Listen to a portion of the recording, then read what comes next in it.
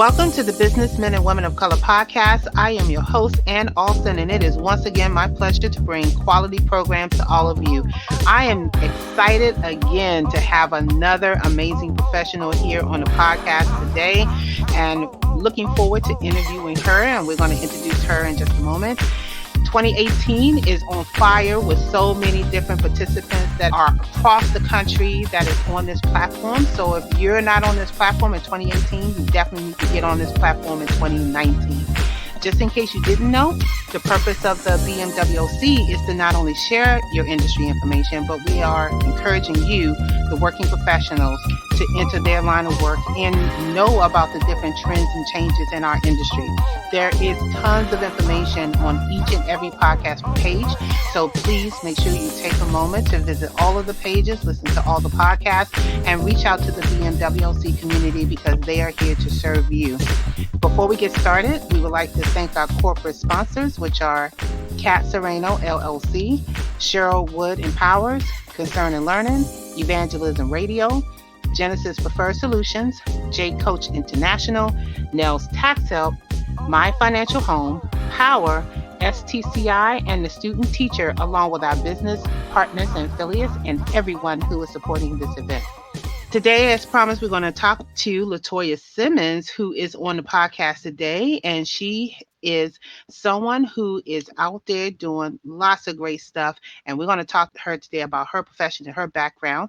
Latoya Simmons was born in a small town called Asukee, North Carolina.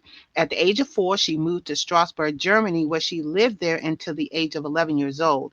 The rest of her teenage and adult years was spent in Lawson, Oklahoma, and she recently moved to Oklahoma City.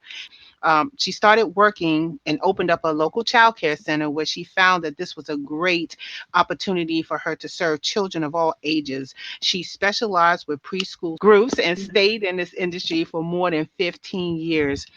And it just turned out to be a really great opportunity for her. And later on, she decided to become an insurance agent. So we're going to talk about her background and how she made the transition from these two industries here on the podcast. So welcome, Latoya, to the podcast. Thank you. Excited to be here. Awesome. Okay, so I pretty much kind of talked to you about your bio, so I want you to kind of tell the story about, growing up in North Carolina, and then all of a sudden you go all across the country to Germany, and now you're back in the United States. So talk a little bit about that experience.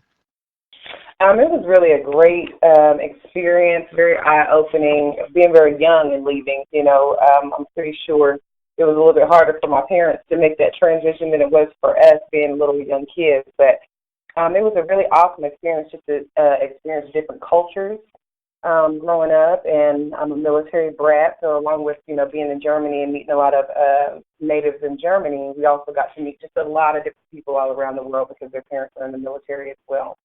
And so it was just a really awesome experience just to just learn a lot of different cultures. Okay. And so you ended up moving back to the States, and you decided at that point that you wanted to open up a child care center. So how did you make the decision to go into that route? Was it something in your schooling, or maybe you just like kids? Kind of give us an idea of how you even got to that part of your experience there. Well, when I was younger, in my teen years, just to make a little extra money on the side, I'd always babysit. And so once I got out of high school, I didn't kind of know what I wanted to do, and I started working at a local child care center, and then I noticed, I'm pretty good at, working with kids. And so it kind of took off from there.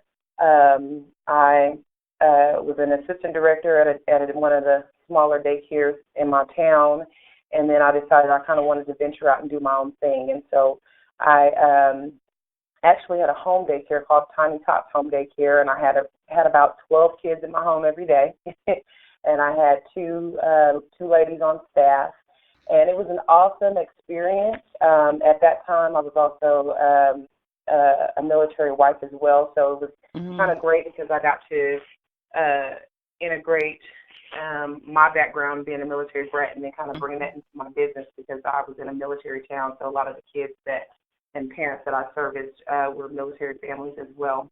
And so I did that for a while, And I loved it because I love, truly, truly love working with people and helping people. And so from that, I just gained a lot of business knowledge, learned a lot of things from, I guess, bumping your head along the way because I didn't know everything. I just knew that I was great with working with kids and families. And from there, I kind of just got myself educated on taxes and hiring employees and interviewing and things like that. Okay.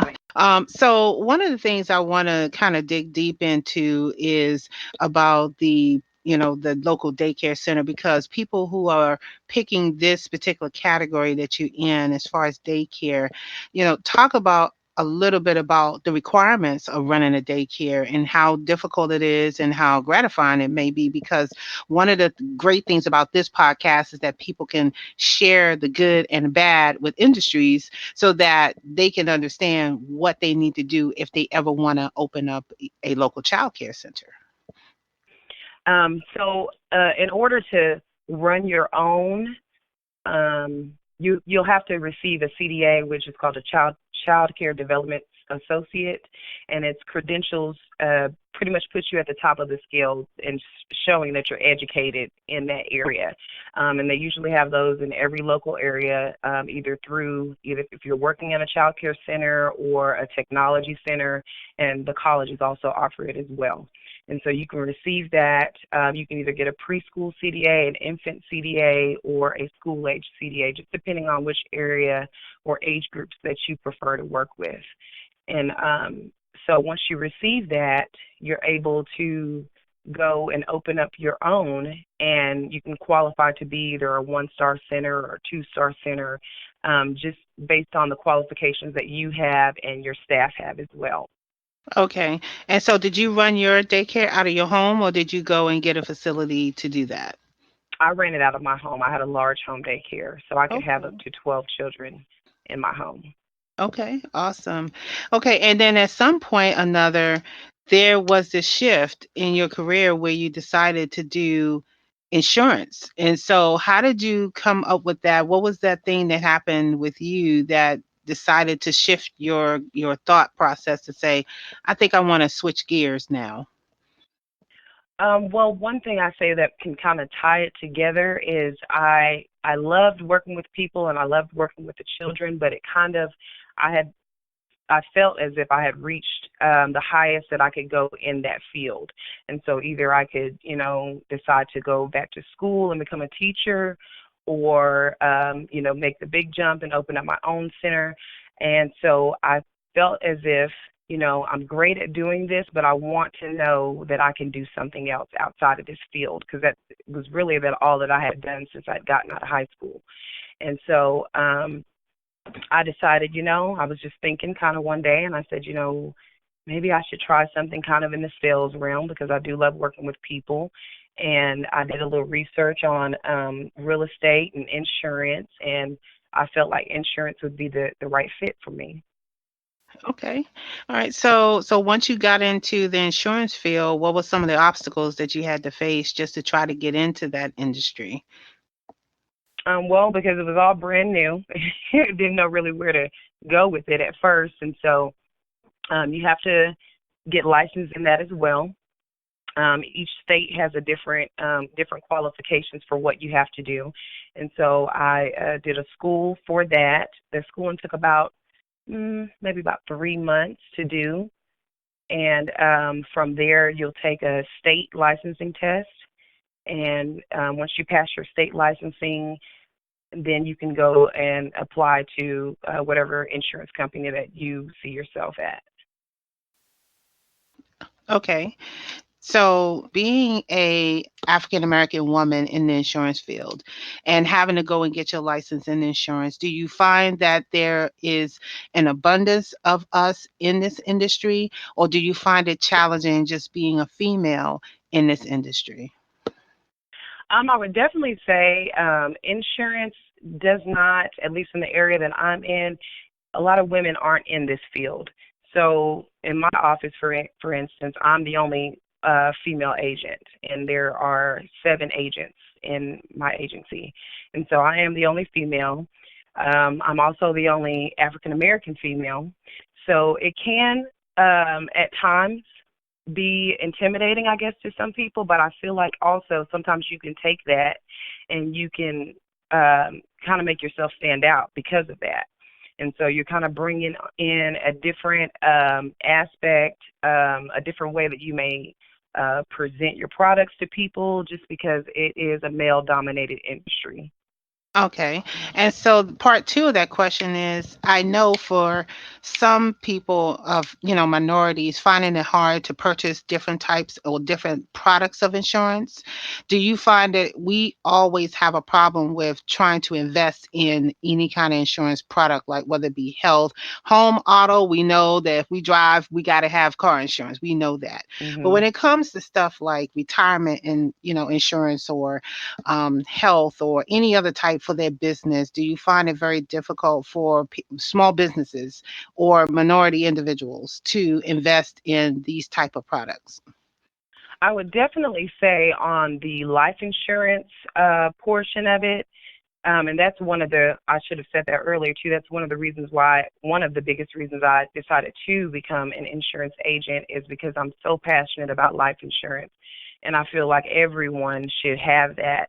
And in the minority in our field, like a lot of the Black Americans, or even just other cultures too, they don't invest in that. And so I've known quite a few people that have passed away, and they didn't have money for the burial and things like that. And so I'm so passionate about that because I had a friend whose father just passed away, and it struck their family very, very hard. He was the one who was the provider for the family.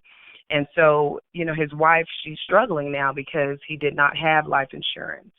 And so because of that, that was one of the biggest reasons that I did decide to jump into doing insurance, because it's an area that if you're not, um, I guess, working in this field, you don't know a lot about it. You just know that I have to have auto insurance and I have to have home insurance by law. But outside of that, you don't have to have life insurance, or Right. you can kind of, get away with not maybe having business insurance unless something happens. So I love to expand my knowledge on everything so that way I can bring that to my community. That's one of my biggest things that I'm doing right now is just trying to Mhm. connect with a lot of small businesses, especially minorities, and just educate them on all of the different products that we do have. Okay, well, let's pick a couple of them. So, if you were to, give someone advice, a small business owner, on what type of product to pick for their business in terms of insurance, what would you offer? Definitely a business policy. If it's a small business, and let's say you only have about 10 employees, you definitely want to have a business policy that's going to cover your liability, and which is if someone comes into your office and they slip and fall, or you're servicing them in a way. Let's say if you're a hairdresser and somehow um, the dye that you put in their hair, makes their hair fall out and they want to sue you. You definitely want to have that business insurance so that way Mhm. it'll cover and help you if anytime there's an emergency with a Okay. client. Right. And then for individuals, what will be the best product for retirement? Retirement services, so it's part of insurance, but it's a different department. So Mhm. that would be pretty much like your investments. So life insurance is a portion, can be a portion of that. Um, but the retirement portion of it, it kind of it rolls around to your 401ks, your Roth IRAs. It's like a whole another different animal from insurance, but it's still connected in a way. And so what I like to do is kind of assess what you have right now, the types of insurance products that you need as far as your auto and your home, and definitely get you connected with some type of life insurance policy, even if it's a small one, just to have something to help your family if something were to happen to you. And then from there, we can look at all of your assets and say, okay, this is how we need to protect your retirement in the future. Okay, awesome. So what other services do you provide? Do you do anything else outside of the two industries that you work in? As far as like community activities or anything like that. Is that what you're meaning? Yeah, yeah. I mean, are you involved in any other industry or community activities, or do you provide this to the community or like senior special groups?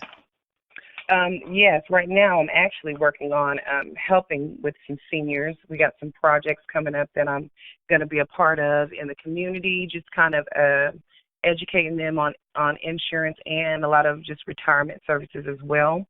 I also have a job fair that we're actually creating in a Okay. smaller town outside of Oklahoma City Mm-hmm. where we're teaching resume building. We're actually trying to help a lot of people expunge their records so that way they can get a job, and also showing them what types of clothes and things like that to wear for interviews and things like that. So kind of educating a lot of our younger people on that business area that you kind of need to tackle when you're looking for a job. And so that will be coming up next month on the 24th as well. Okay, so that's in March. Are you doing anything during the summer for any students that are out there in terms of teaching them how to, insurance or career development on things? Because I love career development, so that's one of my wheelhouse right there. So when you said, resume, I was like, okay. Yeah, I want to definitely work on something in the summertime. I'm kind of trying to tackle all the projects that I have going on now, but I definitely would love to do something like that in the summertime. Just trying to get everyone, prepared for the next season. So definitely that's something on my list of doing just to see. And then from this job fair too, I want to see how this kind of expands into the next project that I want to kind of tackle. Okay, so you hitting all the areas. You're taking care of the kids, and then you're protecting their life through the life insurance, and now you're teaching them how to protect their career through the career development. And I like the fact that you tying the three together that way, so that you're kind of hitting them from all points. Yes, yes, that's my goal. Is to hit That's your all the different areas. Fine, awesome. Okay.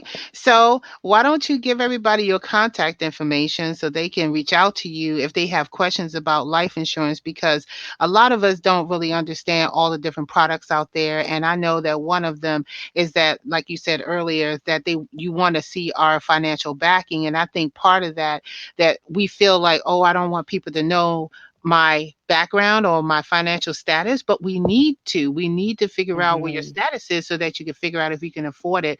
And I want people to feel educated. That's why I want them to reach out to you, ask questions, touch base with other people in the BMWOC community that has that insurance background so we can start getting life insurance products for us and retirement insurance. Even I have to kind of look at where I stand in my retirement too, so I'm not exempt. So give everybody your contact information on how they can contact you. Awesome. I also just want to touch base on that life insurance. Sometimes we think that products are so expensive.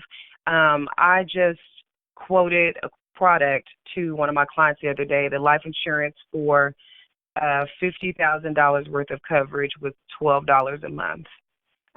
So, not to put any numbers on anything, but that's just to show that something, you may think it costs so much to cover your life and people a part of your family, but $12 a month, can, which is, a burger, a meal, a fast food Yeah. meal, could Yep. cover you, to make sure that a few things are taken care of for your family. So it's just something that people should definitely really look into. If you've thought about it, definitely go a little bit deeper into that and really look into it. Yep. For sure.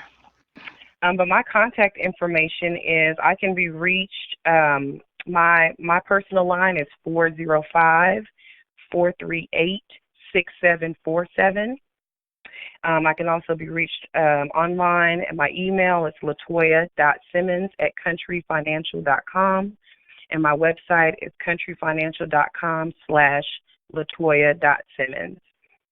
And Awesome. I'm located in Oklahoma City, Oklahoma City, all the way to Oklahoma. Girl, you all out the way to there. You Oklahoma. out there doing your financial thing. So again, everybody, this podcast is really designed to help you with your industry, but it's also to educate people in learning what they need to do to protect their livelihood, to protect their business, and to protect your future, protect your kids. So definitely reach out to Latoya, reach out to anybody in this community that will help you do that for your business, because it's really important that we stay strong as a community. And so, Latoya, I want to thank you so much for being on the podcast today and sharing your background with us.